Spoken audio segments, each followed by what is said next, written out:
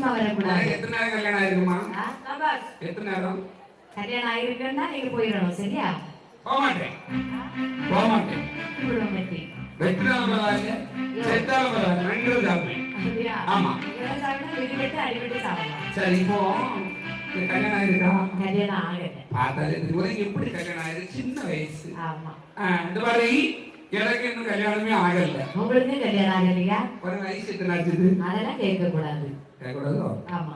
எனக்கு இப்ப 22. 22. ஆமா. உனக்கு? சொல்ல மாட்டேன். உனக்கு 12 இருக்குமா? நான் வயசு சொல்லவே மாட்டேனே. சொல்ல மாட்டியோ? ஆமா. சரி. ஆனால் எனக்கு வாங்கல அவ்வளவு காதல். எனக்கும் அப்படிதான். அப்படியா? இப்படி படிக்கிறியம்மா? ஆமா. வேற எப்படி சொல்லலாம்? இருந்தாலும் நான் கொஞ்சம் மறைச்செல்லாம் பேச மாட்டேன். பிடிக்கலன்னா பிடிக்கலாம். உனக்கு என் மேல காதல். ஆமா. எனக்கு உன் மேல காதல் ஒரு பைத்தியமான காதல். பைத்தியமா? சரியான பைத்தியம். காதல் பைத்தியம்.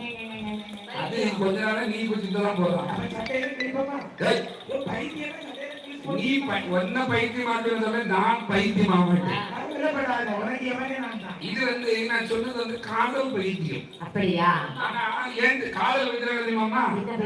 அதாவது அவங்களுக்கு வேற எந்த ஒரு சிந்தனை இருக்காது.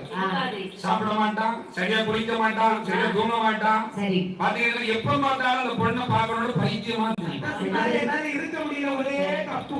எல்லாம் சாப்பிடுவான், தப்பு. எல்லாம் குளிப்பான், எல்லாம் இருக்கும்.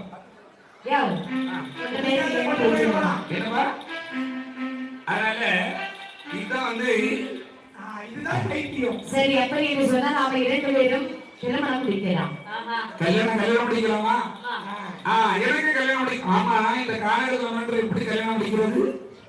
யாருமே இல்லையே. அப்படி என்று காட்டிலே சண்டனும் சண்டத்தையும் பள்ளிக்கொடிகளை எடுத்து வந்தார்கள்.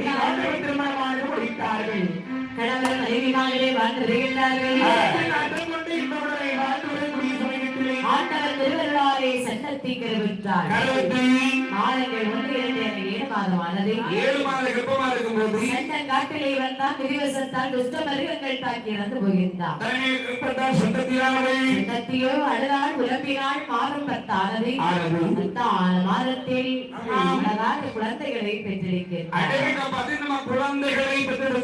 அன்னை குழந்தை என்று சொன்னால் ஒரு குழந்தை.